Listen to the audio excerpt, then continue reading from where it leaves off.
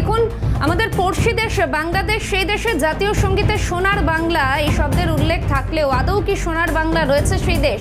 এই প্রশ্ন আজ অত্যন্ত যুক্তিসঙ্গত, কারণ আমরা গত বছর থেকে যেই ছবিগুলো দেখে আসছি সেই দেশে, সেখান থেকে কিন্তু এটাই প্রশ্ন উঠছে বারবার যে সোনার বাংলা কি ক্রমশই পরিণত হচ্ছে হিংসার বাংলায়, বিদ্রোহের বাংলায়, ত্রাসের বাংলায়? এই প্রশ্ন তুলছেন আন্তর্জাতিক সম্পর্ক বিশেষজ্ঞরা এবং একটার পর একটা ঘটনা ঘটেই চলছে। এবং সবচেয়ে যেটা দুঃখের বিষয়, জাতির জনক যিনি, বারবার আঘাত হানা হচ্ছে তার ওপর এবং কোনো একটা জায়গায় গিয়ে সেই দেশের ইতিহাস থেকে তাকে মুছে ফেলার চেষ্টা করা হচ্ছে। কিন্তু কেন? প্রশ্ন এখানেই। এর নেপথ্যে কে বা কারা, কি অভিসন্ধি নিয়ে তারা বারবার এই ধরনের কাজ করে চলেছে? কোনো একটা নেতিবাচক বার্তা পেয়ে বা নিজেদের অভিসন্ধি পূরণ হবে না এটা জানতে পেরেই কি তারা দৃষ্টি ঘোরাতে এই ধরনের কার্যকলাপে লিপ্ত হচ্ছে? তাদেরকে কারা সহায়তা করছে? ডোনাল্ড ট্রাম্প 20 জানুয়ারি আবারও 47তম মার্কিন প্রেসিডেন্ট হিসেবে তিনি মার্কিন মসনদে এসেছেন, দ্বিতীয়বার মার্কিন মসনদে এসেছেন। এবং 14ই ফেব্রুয়ারি ট্রাম্পের কড়া ঘোষণা মৌলবাদী ইউনুস সিন্ডিকেটের বিরুদ্ধে, বিপদ বুঝে দৃষ্টি ঘোরাতে ষড়যন্ত্র। মঙ্গলবার ভারতীয় হাইকমিশন আক্রমণের ডাক মৌলবাদীদের। যমুনা ভবনে ইউনুসের গোপন বৈঠক বিদেশি শক্তির সঙ্গে। এই প্রশ্নগুলো আজ উঠছে বাংলাদেশের সার্বিক পরিস্থিতির নিরিখে। পাক বাংলাদেশ জঙ্গি গোষ্ঠীর যৌথ অপারেশনে ব্লুপ্রিন্ট। ধানমন্ডি ধ্বংসের সঙ্গে কি পাক সেনা জড়িয়ে? ধ্বংসস্তূপে উড়ল আইসিস এবং হিলবুত পতাকা। জঙ্গিদের হুঙ্কারে কেন পালালো বাংলাদেশ সেনা? বাংলাদেশের সেনা প্রধান তিনি আজ কোথায়? তিনি কি আদৌ পদে আছেন? সেনা প্রধানের ঘনিষ্ঠরা গোপনে কি দেশ ছাড়ছেন? তবে এর আগেও আমরা দেখেছি পাক এবং বাংলাদেশের যে সখ্যতা, যে ঘনিষ্ঠতা, সেই চিত্র কিন্তু বারংবার উঠে এসেছে একেবারে সংবাদের শিরোনামে এবং আন্তর্জাতিক ক্ষেত্রে। এবং এখান থেকেই আমি আলোচনা বিশ্লেষণ এগিয়ে নিয়ে যাওয়ার চেষ্টা করব। এই মুহূর্তে নিউজ রুম থেকে রয়েছেন চিফ রিপোর্টার সত্যজিৎ মুখোপাধ্যায়। আমি সরাসরি সত্যজিতের কাছে যাওয়ার চেষ্টা করব। সত্যজিৎ, যে ছবি আমরা বাংলাদেশে বারবার দেখে আসছি, যথেষ্টই উদ্বেগের ছবি, কিন্তু এই ছবিগুলোর পেছনে যেই প্রশ্নটা এই মুহূর্তে উঠছে যে কেন, কে বা কারা এর নেপথ্যে এবং তাদের অভিসন্ধি বা কি, তাদের কে সাহায্য করছে? দেখো সোহান, একদমই সঠিকভাবে যে তথ্য তুমি তুলছিলে দর্শকদের কাছে, এবং গত রাত থেকে যে নারকীয় যজ্ঞ আমরা দেখতে বাধ্য হচ্ছি প্রতিবেশী দেশটিতে, সেই প্রতিবেশী দেশ সম্পর্কে রাশিয়ার গোয়েন্দা সংস্থা বহু আগে বলেছিল যে বাংলাদেশ হচ্ছে পরবর্তী সিরিয়া। সিরিয়ায় যে অবস্থা তৈরি হয়ে রয়েছে, বাংলাদেশ সেই সিরিয়ার পথে, এবং সেখানেও জোলানির মতো কোনো একটা লোককে বসিয়ে দেওয়া হবে জঙ্গির মাথা, সেই পথে তারা এগোচ্ছে। এবার যে বিষয়টা আসছে, তুমি বাংলাদেশের যে ধ্বংসযজ্ঞ চলল, নির্বাচিত সরকারকে উৎখাত করা হলো, তার পরবর্তী সময় সেদেশের জাতির জনক তার বাড়ি ভেঙে গুড়িয়ে দেওয়া হলো, এবং তারপর এই ধরিত্রী, এই পৃথিবীর বা পার্শ্ববর্তী কোনো রাষ্ট্রের কারো কোনো সাড়া শব্দ নেই। একমাত্র দেউলিয়া দেশ পাকিস্তান, তারা ধেই ধেই করে যাচ্ছে, এবং একমাত্র সবথেকে বিশ্বের corrupted arm force Pakistan army, তারা তাদের যে প্রেস বিজ্ঞপ্তি জানিয়েছে যে বাংলাদেশে শেখ মুজিবের বাড়ি ধ্বংসস্তূপে পরিণত করে দেওয়া হয়েছে, এবং এক্সেট্রা এক্সেট্রা। যে প্রশ্নটা এখান থেকে উঠে আসে যে তাহলে কি পাকিস্তান আর্মি ওয়েট করছিল যে কবে শেখ মুজিবের বাড়ি ভাঙচুর করা হবে? কারণ পৃথিবীতে আর কোনো গণতান্ত্রিক দেশ, এই যে যারা বলছে ভারত যদি বন্ধু, যদি নেই, ভারতের বন্ধুত্ব পেতে হলে তোমাদেরকেও শুধরতে হবে। কারণ পৃথিবীর আর কোনো রাষ্ট্রের সেনাবাহিনী কোনো দেশের ধ্বংসলীলার উপরে প্রেস বিজ্ঞপ্তি জারি করেনি। এই একমাত্র জঙ্গি দেশ পাকিস্তান এবং তার সহযোগী বাংলাদেশ, এদের ছাড়া অন্য কোনো বিকল্প এখানে উঠে আসছে না। এই একমাত্র ছবি এটাই উঠে আসছে।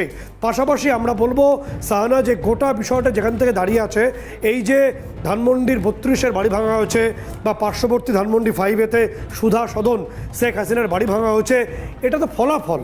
এই ফলাফলের সঙ্গে জড়িয়ে আছে কি ঘটনা? ঘটনাটা এটাই, যে মুহূর্তে পাক বাহিনী জানতে পারলো যে শেখ হাসিনা তার জনসমর্থনের ভিত আস্তে আস্তে আবার স্ফীত হতে শুরু করেছে, বৃদ্ধি পেতে শুরু করেছে, এবং তিনি সরাসরি দিল্লি থেকে মানুষকে অ্যাড্রেস করবেন, সেই মুহূর্তে তারা প্রমাদ গুনল এবং নির্দিষ্টভাবে তথ্য গেল এই সুদ ব্যবসায়ী এবং তত্ত্বাবধায়ক সরকারের প্রধান ইউনুসের কাছে। আমাদের কাছে তথ্য আসছে এখনো পর্যন্ত 3টে বৈঠক হয়েছে। আমরা প্লটটা বলে দেবো কেন এই ঘটনাটা ঘটেছে। 3টে বৈঠক হয়েছে এবং 3টে বৈঠকই যমুনা ভবনে হয়েছে।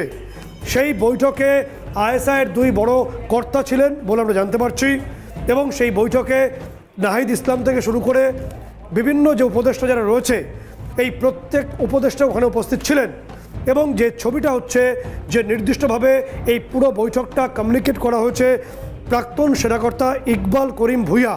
প্রাক্তন সেনাকর্তা ইকবাল করিম ভূঁইয়া মোটামুটিভাবে বাংলাদেশের যে 12টা ডিভিশন রয়েছে সেনার, তার মধ্যে 3টে ডিভিশন এই মুহূর্তে এই প্রাক্তন সেনাকর্তা ইকবাল করিম ভূঁইয়ার নেতৃত্বে চলছে বলে আমরা তথ্য পাচ্ছি এবং এই ইকবাল করিম ভূঁইয়ার নেতৃত্বেই গোটা বিষয়টাকে ইনিশিয়েট করা হয় এবং মাহফুজ আলমের নেতৃত্বে ইউনুসকে সামনে বসিয়ে মিটিংটাকে কমিউনিকেট করা হয়েছে বলে আমাদের কাছে তথ্য আসছে। সেই মিটিংয়ে বলা হয় যে এবার মাঠে নামতে হবে, শেখ হাসিনা বা আওয়ামী লীগ যাতে কোনোভাবেই দেশে ফিরতে না পারে সেই পথকে প্রশস্ত করতে হবে। সেই কারণে একে একে সমস্ত স্মৃতিসৌধ ভেঙে গুঁড়িয়ে দিয়ে মানুষের মন থেকে একেবারেই আওয়ামী লীগকে সরিয়ে ফেলতে হবে। এবং তুমি দেখবে যে ছবি আমরা দেখাবো যে গতকাল ছাত্র জনতার কথা বলা হলেও ছাত্র জনতা আদৌ ছিল না, কারণ মাহফুজ আলমের যে হিজবুত তাহরির যে জঙ্গি গোষ্ঠী তাদের কিছু স্টুডেন্টকে পয়সা দিয়ে রাস্তা নামানো হয়েছিল এবং আমরা ছবিতে দেখাবো যে কারা কারা কোন হিজবুত তাহরি হিজবুত মুজাহিদিন এই হিজবুত মুজাহিদিন এবং হিজবুত তাহরির যে জঙ্গি গোষ্ঠীর যে যৌথ মঞ্চ তারা কারা কারা ছিল তাদের ছবি সিএনএ স্ক্রিনে আমরা দেখাচ্ছি যে এরা মূলত মাহফুজ আলমের সিন্ডিকেটের মেম্বার। এরা কোনো কলেজে পড়ে না, কোনো ইউনিভার্সিটির স্টুডেন্ট নয়, এরা প্রত্যেকে দাড়িগোপ কেটে রাস্তায় নেমে এরা এই ধ্বংসলীলা চালিয়েছে। এরা প্রত্যেকে মৌলবাদী গোষ্ঠীর সদস্য এবং আমরা যে ছবি দেখানোর চেষ্টা করব যখন এই বাড়ি ভাঙা হচ্ছে তখন সেখানে হিজবুত তাহরির পতাকা উড়েছে, আইসিসের পতাকা উড়েছে এবং নির্দিষ্টভাবে সেই ভিডিওতে পরিষ্কার দেখা যাচ্ছে যে সেখানে নির্দিষ্টভাবে যে জেহাদের যে স্লোগান সেই স্লোগান উঠছে, জেহাদি স্লোগানে গোটা এরিয়া ভরে গেছে। ফলে যে প্রশ্নটা অনিবার্য এবং অপ্রিয় সেটা হলো যে নির্দিষ্টভাবে যদি ছাত্র জনতাই এই ভাঙচুরটা করে তাহলে আইসিসের পতাকা উঠলো কেন সেখানে হিজবুত তাহরি পতাকা উঠছে? কারণ ছাত্র জনতা তো হিজবুত তাহরি পতাকা থাকবে না। এবং নির্দিষ্টভাবে তোমাকে বলবো যে বাংলাদেশের সংবিধান সংস্কার কমিশনের অন্যতম সদস্য ফিরোজ আহমেদ কিছু আগে একটা পোস্ট করেছেন। সেই পোস্টে তিনি বলছেন যে বাংলাদেশের আইন অনুসারে কোনো সরকারি বা স্মৃতিসৌধকে ভেঙে ফেলাটা ফৌজদারি অপরাধ। ফলে যারা করেছে তাদের বিরুদ্ধে কি ব্যবস্থা নেবেন ইউনুসের এই সিন্ডিকেট? বোধহয় না, আমরা আগে থেকেই বলে দিচ্ছি বোধহয় না। এবং নির্দিষ্টভাবে আমরা একে একে ছবি দেখাবো। যে ছবি স্ক্রিনে দেখাচ্ছি হিজবুত মুজাহিদিনের সদস্য কাফি। এই কাফি হচ্ছে মাহফুজ আলমের ঘনিষ্ঠ। এই কাফি এবং বাকিদের নেতৃত্বে এই নারকীয় উল্লাস করা হয়েছে। ছাত্র জনতার নামে বাংলাদেশে মিথ্যা কথা বলা হচ্ছে। সম্পূর্ণ মৌলবাদী জঙ্গি গোষ্ঠী পাকিস্তানের টাকায় এবং মিডল ইস্টের কিছু জঙ্গি মনোভাবাপন্ন কিছু মৌলবাদী গোষ্ঠীর টাকায় মাহফুজ আলম এই ফান্ড তৈরি করে এবং ফান্ড ডিস্ট্রিবিউট হয় যমুনা ভবনে। 3টে বৈঠক হয়েছে এবং ঢাকায় স্থিত মার্কিন দূতাবাসের তরফ থেকে আমাদের তথ্য বা সূত্র বলছে যখন ফোনে জানতে চাওয়া হয় ইউনুসের কাছে বা ইউনুসের এই তদারকি সরকারের কাছে কি ঘটনা, তখন তাদের এড়িয়ে যাওয়া হচ্ছে। কারণ আমরা বলছি যে তথ্য আসছে যে 14ই ফেব্রুয়ারি যেমন ইসরায়েলকে পাশে বসিয়ে ডোনাল্ড ট্রাম্প কড়া ঘোষণা করেছেন, শান্তিপূর্ণভাবে গাজার কথা বলেছেন, ঠিক একইভাবে 14ই ফেব্রুয়ারি ডোনাল্ড ট্রাম্প বাংলাদেশ সম্পর্কে কড়া ঘোষণার সিদ্ধান্ত নিতে চলেছেন বলে আগাম তথ্য আমরা পাচ্ছি। এবং সেই তথ্য পাওয়ার পরেই আজ সকালের ছবিটা দেখে দিই, বিএনপির তরফে একটা নির্দিষ্টভাবে আনঅফিসিয়াল বৈঠকে যোগ দিয়েছে সেখানকার বিএনপির যে মহাসচিব মির্জা ফখরুল আলমগীর সহ যে 5 জনের প্রতিনিধি দল। তারা ইতিমধ্যেই সাউথ ক্যারোলিনার যিনি গভর্নর রয়েছেন ডেভিস বাসলার সঙ্গে আজকে ভারতীয় সময় সকালবেলায় তারা বৈঠকে বসেছেন এবং এই বৈঠকে নির্দিষ্টভাবে বিভিন্ন দিক নিয়ে আলোচনা হচ্ছে। বিএনপি বুঝতে পারছে যে মার্কিন যে কড়া ধমকি এবং নিষেধাজ্ঞা আসতে চলেছে তার কবলে যেন বিএনপি দলটা না পড়ে, যে কারণে বিএনপি নিজের সলতে পাকাতে আগে ভাগে আমেরিকায় চলে গেছে যদি কোনোভাবে ট্রাম্পের হাতে পায়ে ধরে নিজেদের দলটাকে বাঁচাতে পারে। কিন্তু এই যে মৌলবাদী মোহাম্মদ ইউনুস এবং তার গোষ্ঠী এরা দিগ্বিদিক জ্ঞানশূন্য হয়ে তারা ভারতকে আক্রমণ করছে।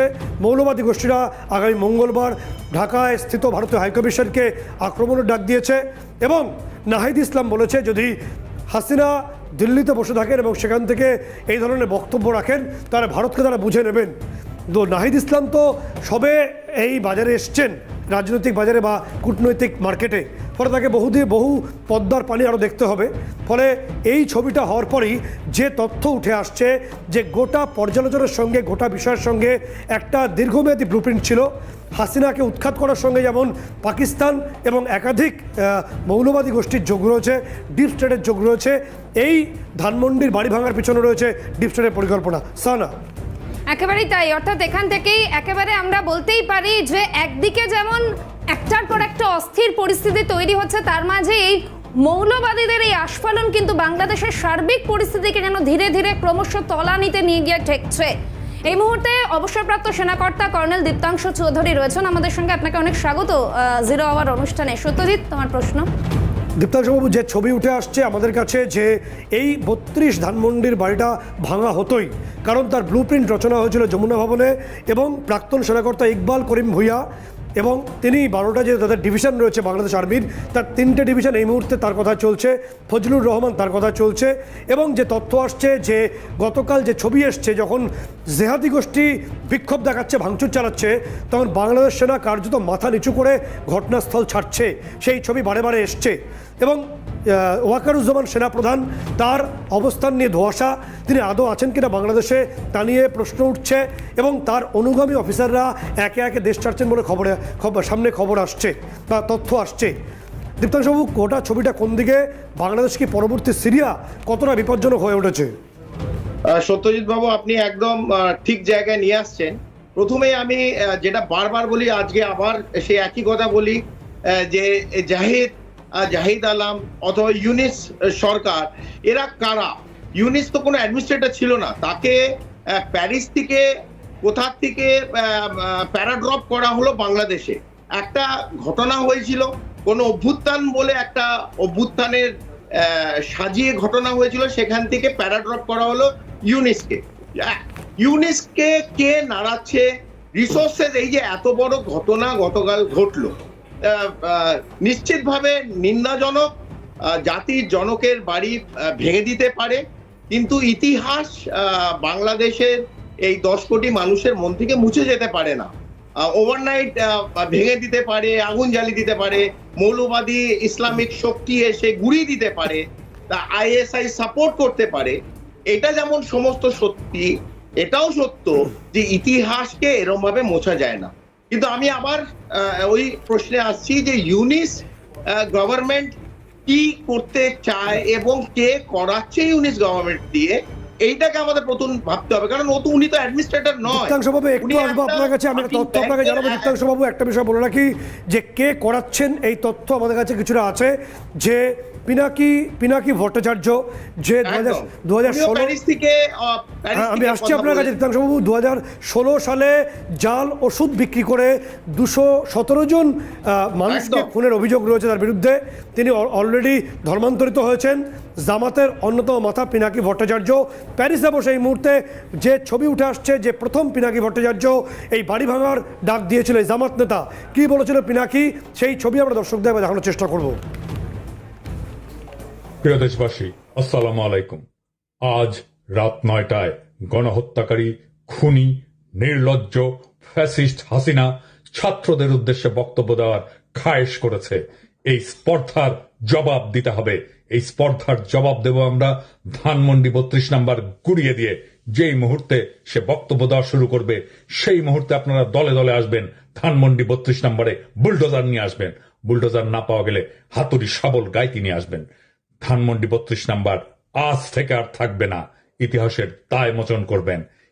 ফ্যাসিবাদের আতুর ঘর নিশ্চিহ্ন করতে আসবেন। গান গাইতে গাইতে আসবেন, স্লোগান দিতে দিতে আসবেন, সন্তানের হাত ধরে আসবেন। মুখে হাসি আর বুকে প্রতিরোধের আগুন নিয়ে আসবেন। ফ্যাসিবাদের ধ্বংসস্তূপের উপরে ছাত্র জনতার বিজয় নিশান উড়াতে আসবেন। আজ রাত 9টায় সেই ইতিহাস রচিত হোক। আবু সাইদ, মুগ্ধরাও আসবে আপনাদের দেখানো পথে। আসেন, অসমাপ্ত কাজ আজ আমরা সম্পাদন করি, ইতিহাসের দায় মোচন করি। ধানমন্ডি 32 নাম্বার থাকবে না। ছাত্র জনতা ঐক্য জিন্দাবাদ, ইনকিলাব জিন্দাবাদ। পিনাকি যখন একথা বলছেন প্যারিসে বসে জামাত নেতা পিনাকি, সেই ছবি আমাদের কাছে এসে পৌঁছচ্ছে যে এরপরই গোটা প্লটটা সাজানো হয়। যমুনা ভবনে নাহিদদের সঙ্গে সার্জিসদের সঙ্গে বৈঠকে বসে ইউনুস এবং সেখানে নির্দিষ্ট আইএসআই যে কর্তারা উপস্থিত ছিলেন, এরপরই পুরো প্লটটা সাজানো হয় এবং মাহফুজ আলমের যে জঙ্গি গোষ্ঠী হিজবুত তাহরির এবং হিজবুত মুজাহিদিন বাংলাদেশ পার্ট, তারা মার্কেটে নামে টাকা খরচ করা হয় এবং যাতে আওয়ামী লীগ ফিরতে না পারে সেই পথকে প্রশস্ত করা। আমরা স্ক্রিনে দেখানোর চেষ্টা করবো যে আওয়ামী লীগের লক্ষ লক্ষ সমর্থক তারা গত রাত থেকে রাস্তায় নেমে পড়েছেন। দীপ্তাংশবাবু, যে ছবিটা আসছে যে যেভাবে এই প্লটটা রেডি করা হয়েছে, তার সঙ্গে প্রাক্তন সেনাকর্তারা রয়েছেন এবং গোটা ছবিটা ইতিমধ্যে ইউনুস তার পরিবারকে বিদেশে পাঠিয়ে রেখেছে এবং ইউনুস কিছুদিন আগেই সরাসরি ডোনাল্ড ট্রাম্পকে তিনি কার্যত কাঠগড়ায় তুলেছিলেন মোহাম্মদ ইউনুস। ফলে 14ই ফেব্রুয়ারি ডোনাল্ড ট্রাম্প কড়া সিদ্ধান্ত জানাতে পারেন ভারতকে পাশে বসিয়ে। কী সিদ্ধান্ত হতে পারে বাংলাদেশের বিরুদ্ধে, এই মৌলবাদী সরকারটার বিরুদ্ধে বলে আপনার মনে হয়? যেমন আপনি বললেন যেটা সত্যি, কিন্তু আমি আবার বলি বাংলাদেশ জিওপলিটিক্যালি একটা খুব স্ট্র্যাটেজিক্যালি ইম্পর্টেন্ট পজিশনে। আমেরিকা অথবা মার্কিন যুক্তরাষ্ট্র ট্রাম্প এসে কতটা সিদ্ধান্ত কিরম ভাবে নেবে, আপাতত আমি এটাকে একটা কোয়েশ্চেন মার্ক হিসেবে রেখে দিচ্ছি। কারণ আমেরিকার একটা বিশেষ ইন্টারেস্ট বাংলাদেশে আছে। ইন্টারেস্টটা নেই, মাঝে হয়তো একটু লপসাইডেড হয়ে গেছিল বলে আজকে যেসব ঘটনা ঘটছে, আইএসআই আসছে, মিডল ইস্ট থেকে রিসোর্সেস ভেতরে ঢুকছে, 52 বছর পর পাক সেনা এবং বাংলাদেশের সামরিক বাহিনীর একটা বন্ধুত্ব সফর আবার আমরা শুরুর দিকে দেখতে পাচ্ছি এবং বাংলাদেশের সামরিক বাহিনীর মধ্যে একটা ভার্টিক্যাল স্প্লিট হয়ে গেছে এবং জেনারেল ভুঁইয়া যিনি এখন রিটায়ার্ড, সে নিশ্চিতভাবে কিছু বিষ আবার ওই সামরিক বাহিনীর কিছু সেনার মধ্যে আবার ছড়িয়ে দিচ্ছে, অফিসারদের মধ্যে ছড়িয়ে দিচ্ছে, যাদের মধ্যে একটা স্প্লিট হয়েছে, যেখান থেকে এখনকার যিনি চিফ অফ আর্মি স্টাফ নিশ্চিতভাবে একটা স্টেপ পেছনে গেছে এবং কালকের যে রাত্রির ঘটনা দেখে বোঝা যাচ্ছে পুলিশ এবং সামরিক বাহিনী, বাংলাদেশি আর্মি নিশ্চিতভাবে কোথাও না কোথাও একটা সাপোর্ট ছিল। বলছেন যে পুলিশ এবং আর্মি তারা মাথা নিচু করেছিল বলে এই নৈরাজ্য, এই নরক হতে পেরেছে বাংলাদেশে। শাহানা, যেমনটা দীপ্তাংশবাবু বলছিলেন সেই তথ্যই আমরা দর্শক তুলে ধরছি আর কি। একেবারে সত্যজিৎ একটু সঙ্গে থাকার অনুরোধ করবো, পাশাপাশি দীপ্তাংশুবাবুকে একটু সাথে থাকতে বলবো। ফিরে এলাম বিরতির পর এবং পড়শি দেশ বাংলাদেশ জুড়ে এক অস্থির চিত্র সর্বত্রই। দেশের যেমন ঘরে বাইরে চাপে রয়েছে ইউনুসের সরকার, ইউনুসের প্রশাসন, সেই খবর যেমন আপনাদের সামনে আগে বহুবার তুলে ধরেছি, ঠিক তার পাশাপাশি গতকাল রাতে এবং আজ সকালেও যে ঘটনা ঘটলো তারপর এর নেপথ্যে কে বা কারা রয়েছে এবং কাদের মদতে বা কি অভিসন্ধির বশবর্তী হয়ে এই ধরনের ঘটনা ঘটানো হচ্ছে সেই প্রশ্নও কিন্তু উঠছে। এবং পিনাকি, জামাত নেতা পিনাকির হুঁশিয়ারিও আপনাদের ইতিমধ্যেই দেখানো হয়েছে এবং এর পাশাপাশি যেভাবে ধানমন্ডির 32 নম্বর বাড়ি গুড়িয়ে ফেলা হলো, বুলডোজার দিয়ে ধ্বংসলীলা, তাণ্ডবলীলা চললো, তারপর কিন্তু একটাই প্রশ্ন উঠছে, ক্রমশই কি যেখানে পৃথিবীর বিভিন্ন দেশ প্রযুক্তিগত দিক থেকে উন্নয়নের দিকে এগিয়ে চলেছে, সেখানে বাংলাদেশ অশিক্ষার আলোয়, অশিক্ষার অন্ধকারে ডুবে যাচ্ছে ক্রমশই, এই প্রশ্ন উঠছে। আমি নিউজরুম থেকে সরাসরি রয়েছেন আমাদের চিফ রিপোর্টার সত্যজিৎ মুখোপাধ্যায়, রয়েছেন করলেন দীপ্তাংশু চৌধুরী। আমি সত্যজিতের কাছে যাবো। সত্যজিৎ, দীপ্তাংশু বাবুর কাছে তোমার প্রশ্ন। একদমই, যে ছবি আমরা স্ক্রিনে রাখবো, দেখো আর যে ঘটনাটা ঘটেছে যে নৈরাজ্যের বাংলাদেশ এবং সেখানে হিজবুত মুজাহিদিন বাংলাদেশ পার্টের যে বর্তমান জঙ্গি কাফি, এই কাফির ছবি আমরা স্ক্রিনে দেখাবো। এই কাফির নেতৃত্বে গতকাল ধ্বংসলীলা চলে। আমরা প্রথম দেখাচ্ছি কাদের নেতৃত্বে চলে। মাহফুজ আলমের ঘনিষ্ঠ কাফি হিজবুত মুজাহিদিন বাংলাদেশ পার্টের নেতা কাফির নেতৃত্বে ভাঙচুর চলে।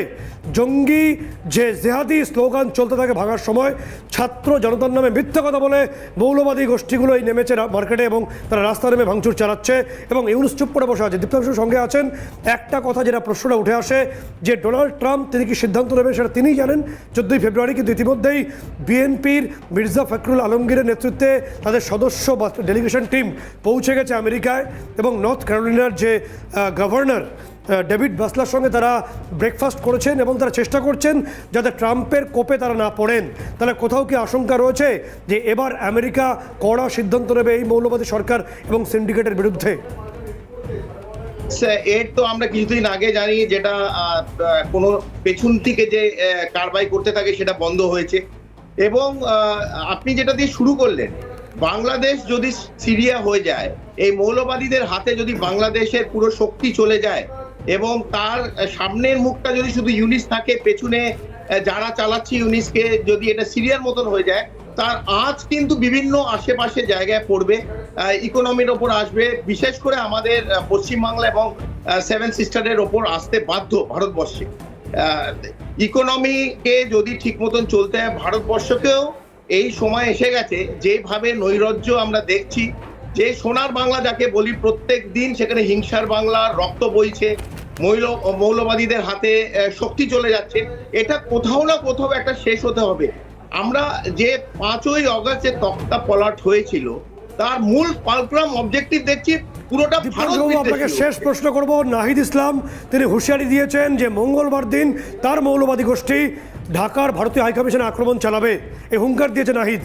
ঠিক কিভাবে নাহিদ ইসলামকে আমি একজন ভারতবাসী হয়ে এবং retired veteran officer of Indian army, আমিও একটা উপদেশ দিতে চাই, আনসলিসিটেড অ্যাডভাইস, শুধু ইউনিস সরকার কেন, নাহিদ তো দিতে চাই। ভারত আজকে যে অবস্থায় আছে, চীন এবং আমেরিকাকেও রেসপেক্ট, মাথা নিচু করে ভারতের সঙ্গে কথা বলতে হয়। তো নাহিদ যে সব স্বপ্ন দেখছে এবং মৌলবাদী সংগঠনের যে সাপোর্টে যে সব স্বপ্ন দেখছে, দিবা স্বপ্ন, মুঙ্গেরি লাল কি হাসিন স্বপ্নে, এটা দেখা বন্ধ করুক। নাহিদ কতদূর এগিয়ে নিতে পারবে আমি জানি না, তবে বাংলাদেশের সাধারণ নাগরিককে বলা আমার একটি মাত্র, যে আপনারা বলতে শুরু করুন, ডেমোক্রেটিক গভর্নমেন্টকে নিয়ে আসুন, ইলেকশন যেটা দীপ্তাংশু বলছিলেন যে নাহিদের স্বপ্ন দুঃস্বপ্নে পরিণত হবে, যেরকম ভাবে পাকিস্তানে একের পর এক টেররিস্টরা আননোন গানম্যানের হাতে মৃত্যু হয়েছে, সেই ছবি বাংলাদেশে যদি দেখতে হয় তাহলে অবাক হওয়ার কিছু নেই। কারণ দেশের স্বার্থ সবার আগে, দেশের সুরক্ষা সবার আগে। নাহিদরা জঙ্গি গোষ্ঠীতে পরিণত হয়েছে, সেই ছবিটা গত রাত থেকে আবারও সামনে আসছে আন্তর্জাতিক দুনিয়ার সামনে। একেবারেই তাই, এবং অবশ্যই এখান থেকে একাধিক প্রশ্ন তো উঠছে। অবশ্যই বাংলাদেশের সার্বিক পরিস্থিতি আগামী দিনে কোন দিকে মোড়ে নেয় আমাদের নজর থাকবে সেদিকে। ধন্যবাদ জানাই কর্নেল দীপ্তাংশু চৌধুরীকে আমাদের সঙ্গে সময় দেওয়ার জন্য। পাশাপাশি চিফ রিপোর্টার সত্যজিৎ মুখোপাধ্যায় ছিলেন আমাদের সঙ্গে, সত্যজিৎকে অনেক ধন্যবাদ। 0 আওয়ার এখানেই শেষ করছি, তবে দিনভর সমস্ত গুরুত্বপূর্ণ খবরের জন্য আপনাদের নজর থাকুক ক্যালকাটা নিউজে।